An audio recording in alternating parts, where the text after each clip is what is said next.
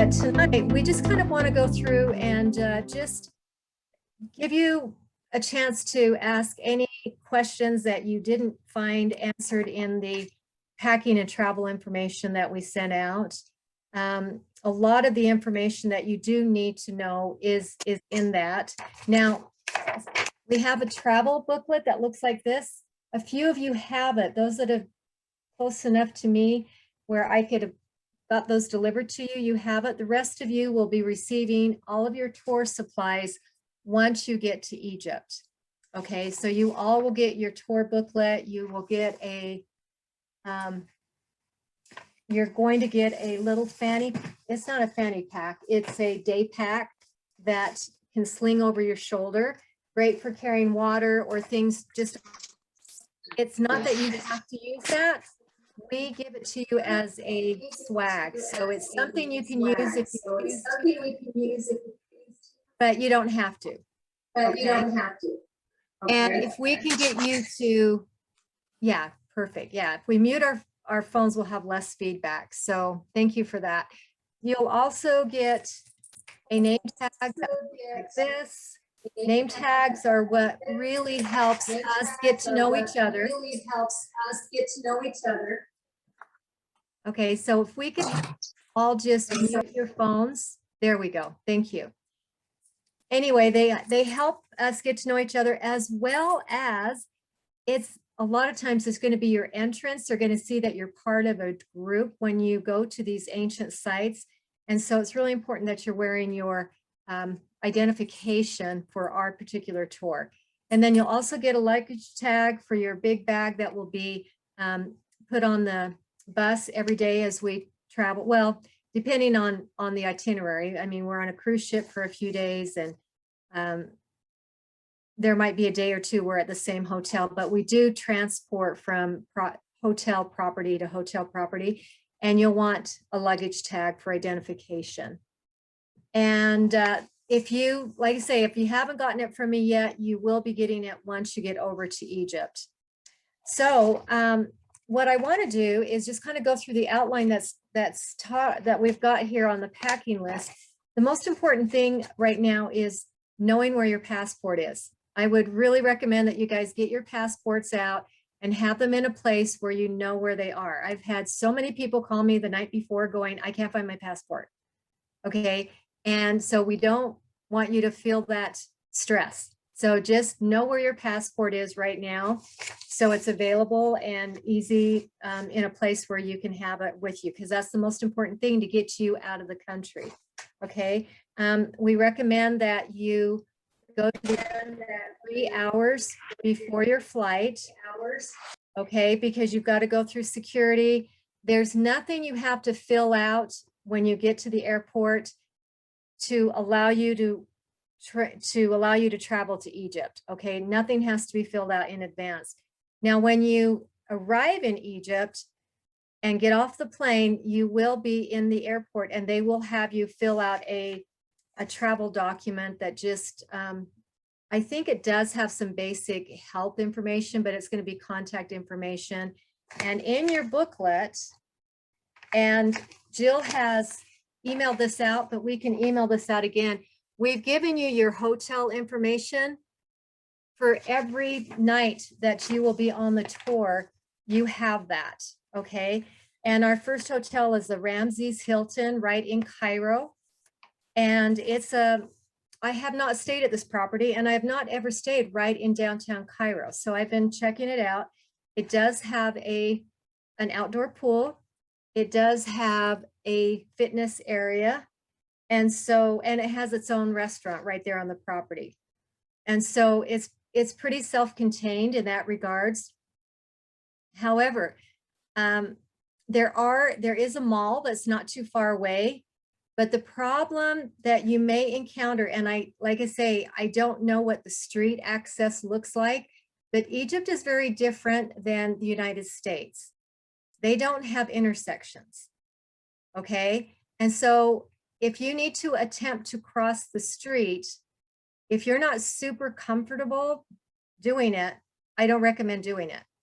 So that's what happened to us last time when we got into Cairo. We stayed at a property, and there was a a shopping center right across from where we stayed, but we had to cross an eight lanes of traffic, 4 in one direction, 4 in the other, without an intersection. And our Egyptian guide just told us, just find a local. If you find a local Egyptian, they know how to walk through the traffic, but we don't. And so I'm just saying, you're going to have to look at that. And I get there early, and so I can navigate that myself and realize I don't think it's safe to cross, or yes, it is. I did check at the hotel, and they do seem to offer a shuttle service of some time. And so I don't know if that's complimentary or not, but depending on the flow of traffic on where we're staying, it might not really be accessible for us to walk since it's across the street from where we're staying. Okay, but just a heads up, that's Egyptian traffic you're going to find extremely fascinating and sometimes terrifying. Because what's really interesting though is they have very few accidents. I've yet to see any accident because everybody is very familiar with the flow of traffic. I've not seen any pedestrians get run over, and they all seem to know how to navigate their way through. But just to be aware, you will not find intersections or crosswalks that are designated for pedestrians.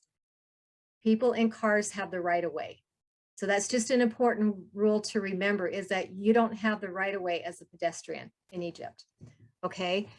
The other thing, visas, we've got that listed here, but visas are already, they will be taken care of. They're part of the cost of the tour, and they will be taken care of at the airport when we arrive through our tour company, Royal Way Tours.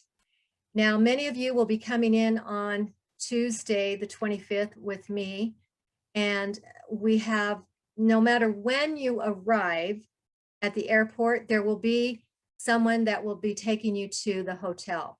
You're not going to have to worry about getting your own transportation or anything like that. That's already going to be arranged for. So you would look for someone that's holding either a Legacy Tours and Travel sign, which is our tour company, or it could possibly say Royal Way Tours. That is in your booklet, and it's also in the packing and travel information list that Jill emailed out this morning or earlier today. So Royal Way Tours or Legacy Tours and Travel, either one of those, that's going to be who you would connect with once you get through your passport entry into Egypt. Okay. I believe it was an escalator. We went down an escalator, and they were at, all the people that were meeting everyone was at the bottom, and then you go grab your luggage. That's kind of how it is. You'll go down an escalator, and there's just a group of individuals that have signs. So whether you're traveling on the with me a day early, or if you're going in with Rod, or some of you have made your own airfare, you are going to have someone that's there to pick you up. You just need to look for that sign. Okay. And okay, so that's everything that has to do with arrival and getting there. So are there any questions about leaving the United States and arriving in Egypt and getting to the hotel? Kris, it's Tana. Hi, Tana. Are you recommending we check our luggage all the way through from Salt Lake? Depends on your size. If it's carry-on size, I would recommend carrying it myself if you can. But most people. Yes, check it all the way. If you're checking luggage, check it all the way through to Cairo. Oh, you mean all the way through to Cairo, or just checking Yes. in regard? Oh yeah, it would go way through to Cairo. Yes, definitely. You don't want to get it in your interim stop. No. Yeah. Okay, thank you.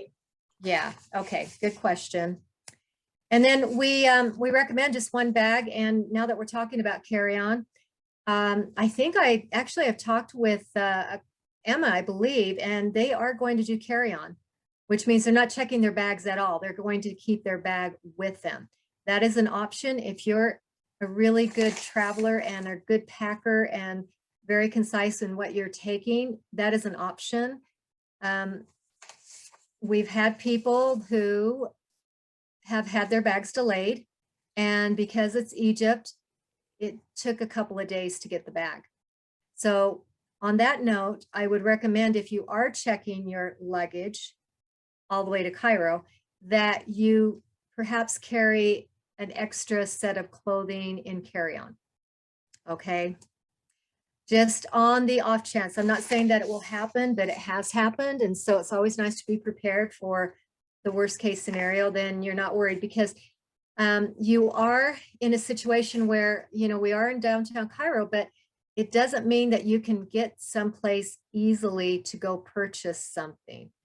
And especially once the tour starts, we're in a role where we're not going to any stores or anything like that. And so it's just nice to be prepared in case that should happen. I don't see it as being much as a problem as it was during the summer, during peak season, because now we're getting into a slower period of travel, but there's always that unforeseen thing that could happen. Okay. Let's see, some of you have reserved seating you paid for when you signed up for the tour, which simply means you will be sitting at the front of the bus. If you have reserved seating, your name tag is going to have a yellow dot on it like that. Okay, and that gives you your seat assignment. I also have a chart, and so there is a specific number of rows. It's either the first 4 or 5 rows that are reserved, and then the rest of the bus is open seating for you to sit where you want. At the end of the day, they will have you, a lot of times on this tour, regardless, we are changing buses a lot. We don't have the same driver. And so you're getting new buses quite frequently. And so you'll be taking your stuff off the bus every day. It's not a place where you can just leave it while we're touring. Okay. The other thing, the motor coach they will have water for us. That's an important part of Egypt, because Egypt, I don't know if any of you have taken the time to look at the temperature, but the other day when I looked, it was 100 degrees in Cairo. And so they're having a hot spell. October should be getting a little bit cooler. When we were in October last year, Jill and I, Cairo was pretty comfortable. It was like in the upper 70s, low 80s. It was really quite comfortable. And okay, it's actually, oh, wrong city. So I feel like this hot spell is a little bit unusual, but now it's down into the mid 80s. Okay, so it got hot over the weekend. It was 100 degrees, and now the daytime high is around 85 in Cairo. Now, when you go further south to Aswan, it's going to get warmer. Okay, so you can watch the weather before you leave, but you're going to want to make sure that you're taking clothing that's comfortable with the heat. And then you are in desert, and so sometimes it can kind of cool off and kind of feel a little cool at night, because you're in the Sahara Desert. Okay, so but for the most part, it's going to be really trying to stay cool, wearing a hat, and really drinking a lot of water. Lots of water is really important, and you have to make sure it's bottled water. Okay, you can't brush your teeth with tap water. You can't eat anything that has been washed with their water. It's not that they have bad water, they just have different bacteria that we're not used to, and it can make you sick. And it's quite rapid, the turnaround time of when you drink that water as to when you get sick. So I can't stress it enough. And even if you are someone who likes to drink warm drinks, tea, that sort of thing, I don't recommend it, because we don't know if the hotel has boiled the water, and if it was boiled, how long it was boiled to kill bacteria. Because I've been on tours where we did end up drinking an herbal tea, and most of us all got sick. Not in Egypt, but in Jordan. Okay, and again, it wasn't that the water there was bad, it was actually bottled water. It's just that we weren't used to the bacteria. So you just have to be very, very cautious and extra careful that you don't, drink anything. Soda pop with ice is a no-no, because the ice is going to have that bacteria. Okay, so that would be an extremely important thing to just be careful of. Okay. Okay, we've talked about that. Okay, let's talk about tips for just a minute. I will have some envelopes with me, but I think the easiest thing to do is just kind of set aside your tip money in advance so that you have it and you know it's not going to be spent. Okay. And so we are taking care of the tips for the driver. You might have read at one time that that was going to be something that you would be doing, and Legacy is just going to pick that up because we've got so many different drivers at different times. It's too much. It's too messy to try to allocate the tips over that type of time frame. And so we're going to go ahead and take care of the tipping the driver. You will be responsible for tipping the guides, which is Rod Meldrum and Shireen Toussaint. Okay, and in the booklet, we are recommending, however, this is just a recommendation, is not a have to. If you want to do more or you don't feel like you got the service that you thought that you would from them, you tip accordingly. But the basic guideline is $4 per day per person, and they will be working with us for 8 days. Okay, so that's over an 8-day period, $4 per person per day. Now, Rod, of course, you know, he's an American. He's going to be very happy to have American dollars. Shireen also will take American dollars. Okay. If you are, so I recommend tipping her in dollars. In fact, most of the time you're going to be totally fine using dollars throughout Egypt. Okay. But with Shireen, I would do bigger bills. They have a better rate of exchange if they're going in to exchange $20 bills versus $21 bills. Okay, does that make sense? So the more you can give them a bigger chunk of money, they get a better rate of exchange, and they do not want any change. So no spare change, no, I mean, not that you would have it, right? Who has spare change anymore, right? But anyway, make sure that you're tipping in dollars, of course, US dollars, and with Shireen especially, bigger bills, so 20s, 10s, that sort of thing. Okay. The tips are already included for the hotels, for the security. We will have, they call them travel, I think a travel assistant that comes with us, but basically it's armed security, and they're there to make sure that we're protected. It's wonderful. I mean, I'm very happy that they really provide that type of service. It's provided through the country, through Egypt, but we take care of the tip for them, and any of the transportation that's involved getting us from the hotel back to from the airport back to the hotel, that type of thing we take care of. Now, Jill, I do have a question. We've got people coming out of our normal, what we were going to do for our flight. They pay for their transportation to the hotel, right? Yeah, I guess we need to look at that. I would think we would cover that because it wasn't their choice. The Right. plan was to have British Air. If they were coming, Well, no, these are the people that did Oh. that weren't Okay, part yes. of. Correct. Yeah, so There's a separate transfer fee. Yeah, there's a transfer fee for those that didn't come through our group flight. Even though the group flight got divided, it's the ones that weren't part of the British Air group flight. Yeah, if they're not able to, if they're not arriving within the same window that we're arriving, right, there'll be a separate fee. And we'll be sending out invoices for those that have the additional night now that they're coming early, and anybody that needed that extra transfer. Yeah, and the thing now is we were going to be arriving early in the day. Now we're arriving later in the evening. And so if those flights are in the evening, it just depends on how long they want to wait.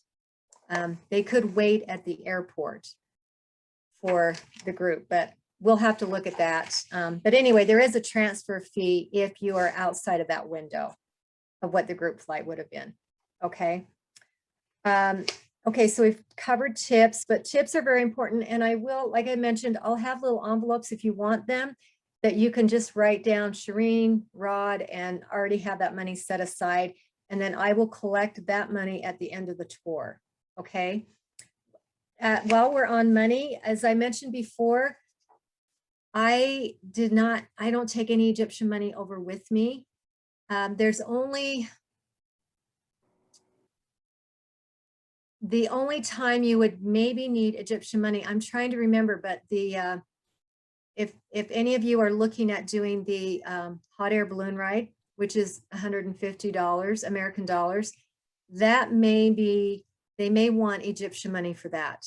I can't recall now if that's the case or not, because I didn't do it last time. So, but there's ATMs where you can grab the money, especially we're staying at a Hilton, and we'll find out. And you know what, that's something I'll ask Shireen, our Egyptian guide, and just get a clarification on that.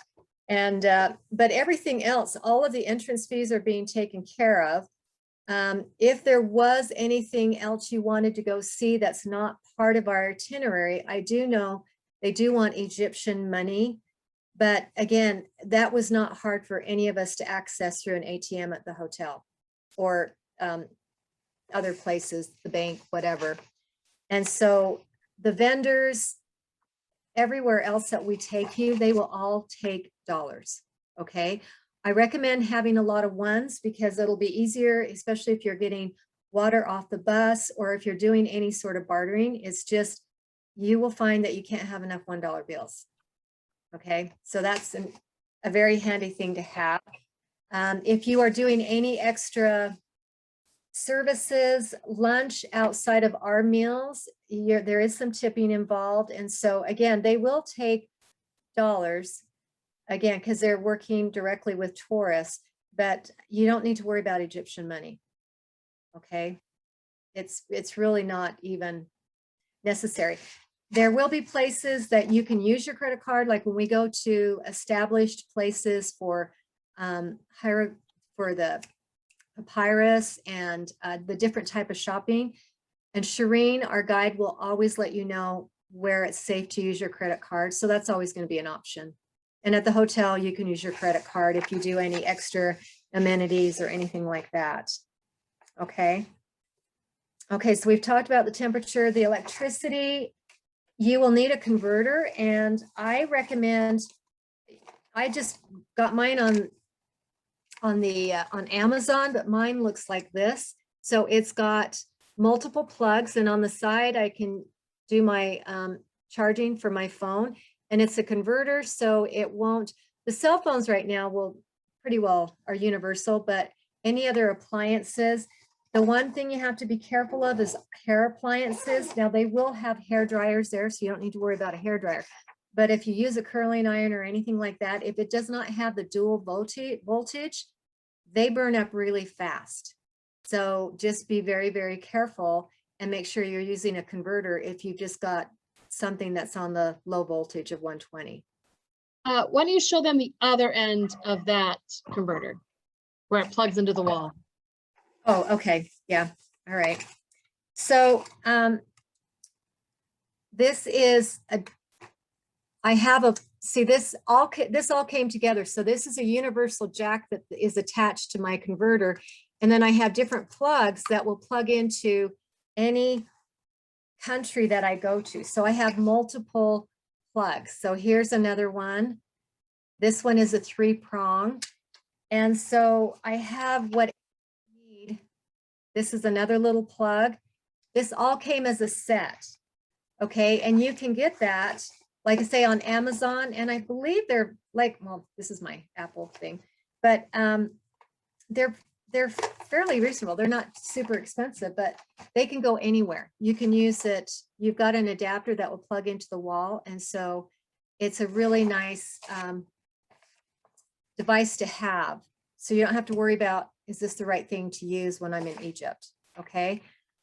With your cell phones, I recommend that you contact your carrier and decide what kind of a plan you want to use. A lot of them will do something that's $10 a day for unlimited Wi-Fi access, but you want to make sure that you have at least cell phone coverage, okay? Because if you were to get lost or whatever, right, you want to be able to communicate with me or with our guide Shireen or with Rod. And we've posted our phone numbers. I know all of you, we're all connected. You're all connected to me right now. So you have my phone number. But you just want to make sure that we have a way to connect with you. And what we do during the tour is I will set up it's called WhatsApp, and I'll show you what it looks like. But it's a way for us to have a group thread to communicate with each other. Shireen will be on it. It's a way for us to, let's see if you can see this. I don't know if this is going to work or not. Where is it? How come I can't? Hold on. Oh, there it is. Okay. Okay, so it's right there. It says WhatsApp. It's backwards. It's got that phone in the little green box, and there's a phone sitting there. That's what the app looks like. And it's free. You just download it off of your app store. And then I will create a list, and all of you are connected to me. And so I'm going to start adding you to that list. It'll be Egypt 2022, something like that. And that way we'll all be connected through the app where I can send out one message that will go to everyone. It also gives you an opportunity to connect with the other people that are on the tour as we get to know each other. And it's nice to be able to post pictures that you have really liked that you took during the day, because not everyone will have the same advantage point or maybe have an eye at looking at a certain relic, or, you know, whether it's the pyramid, the Sphinx, whatever. And it's kind of fun to see what other people take pictures of and share in that group. And so it's really a nice way to connect with everybody. And so that's something that you will want to download if you don't have it on your phone already. And what's nice about it is you can make free calls. You do have to be connected to Wi-Fi for it to work, but you can talk to people back home. They can contact you if your family is on WhatsApp. A lot of people in Europe, I've noticed, or overseas, that is their big form of communication. Whenever I've traveled with any of my guides in any of the countries, they're always on WhatsApp. Okay. Let's see if there's any other. Okay, we've talked about money. I just got a 10-minute warning, so we're getting close. Oh, okay. Okay. Okay, we talked about water. You'll get receivers. Just make sure that you bring your own earbuds to plug into them. They're universal. So any headphone, any earbud that you listen with, it's not Wi-Fi though. You have to have a hard wire to plug into it.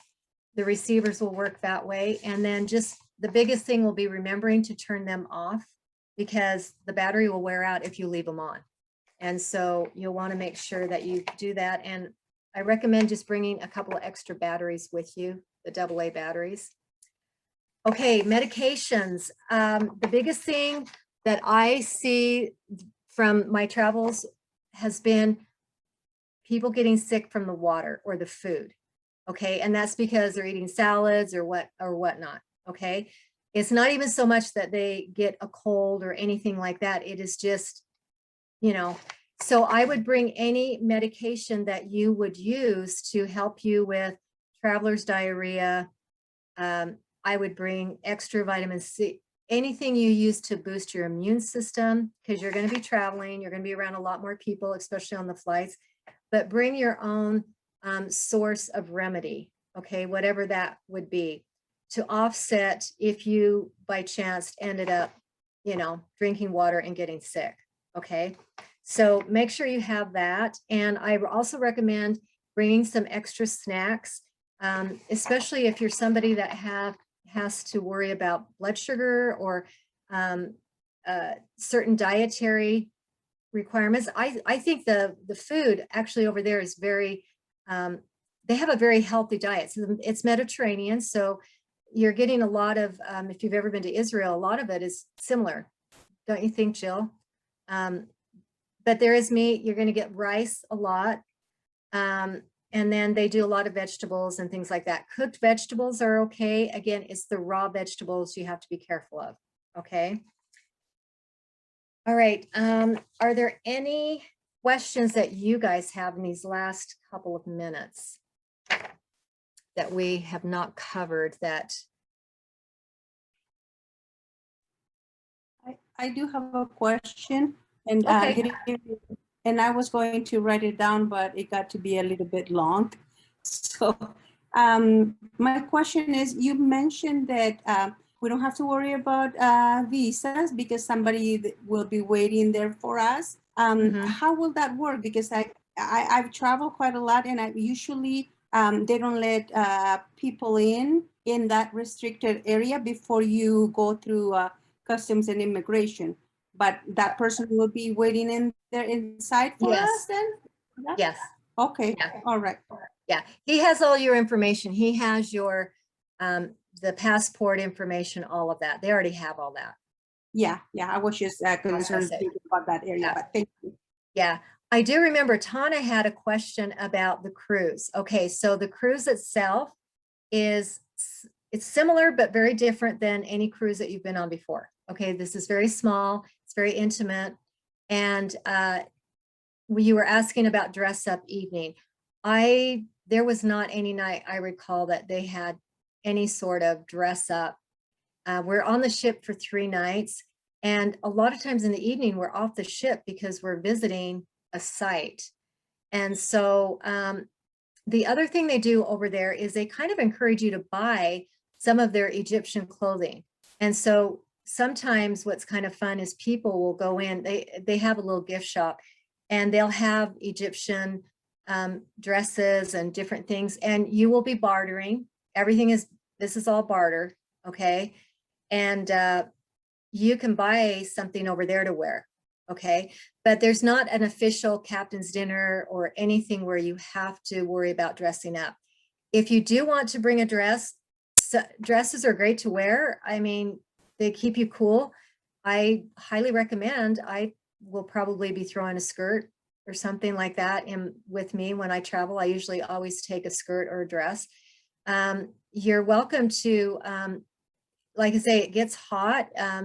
You're welcome to bring shorts. It's just what you're comfortable with. And then just make sure your shoes are broken in already, so that you're not trying to break in new walking shoes while you're over there in case, you know, they're a little stiff or uncomfortable and your feet aren't quite used to them yet.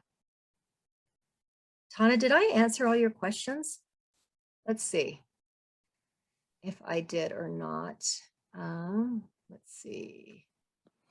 This is Joseph Walker. My wife has a question. Okay. Go ahead, hon. Okay, so I'm probably the only one, and I have never really traveled into a country like this before, but this armed guard situation makes me nervous. So do we have to worry about our safety there, or? You know, they've had armed guards with their tours now for probably close to 20 years. Okay. That's just part of their, in fact, Jordan started doing it. The last time I went to Jordan, Jill, you'll notice that they have armed guards. So I actually feel more secure there than I do here, because over there, they're actually there to, they're there to protect the citizens. I don't know, it sounds like you haven't been to Israel, but people that have traveled to Israel, you'll see armed military everywhere in Jerusalem. Yeah, they're all over, but they're there to protect the citizens and the visitors. And so if it was unsafe, we couldn't go in. Okay. They specifically have tourist police that are watching out for our Royal tours. Will let the tourist police know which sites we're visiting. They're watching, they're making sure they're going over and above to make sure that tourists are protected and safe. And we're not, we have to be smart. You don't wander off. Right. don't, go down the places where we're not going as a group, all of those kinds of things. But no, when you stay together as a group with our tour guide and our manager, one's in the front, one's in the back, we shouldn't have any problems. Yeah. Okay. Yeah. If anything, it should make you feel actually more safe because you've got someone there that can protect you, But like I say, I've been over there. We've been over there a lot in the last year. This will be my third trip, but even 10, 15 years ago when I went, they had armed security, and it's been that way since the late 90s. So, Tom, you did have questions about Kamambo. Yes, we do go to Kamambo. You will be definitely visiting that site. And then we do not go specifically to Aswan Dam. You will be able to see it as you fly over because Lake Nassau is huge, but we are going to visit, it's possible it's near the quarry. I'm not sure exactly where the quarry is, but we're going to go to the quarry. But the dam itself is just something you just drive to and look out. And so we're going to go someplace that actually has more content to what we're looking at there instead of the modern day. In fact, the dam is what caused a lot of problems with those sites down there because it flooded all these island sites where these amazing temples were originally built. They had to be moved in the 60s when they built that dam. But there's a good, I'm sure you'll be able to see it on the flight into Aswan. And then we do fly out of Luxor back to Cairo. And that did get, I forgot to get that detail on there, but on November 2nd, we fly back to Cairo. It's way too long for us to drive that far in the desert. So any other questions? I know we're kind of wrapping up here, but feel free to reach out to me. You've all got my cell number, and yeah, I'm excited. I just went to a conference over in Colorado a week and a half ago with some researchers on ancient civilizations, and it was really exciting, some of the stuff they were sharing about Egypt. And so I'm anxious to get back over to these sites again.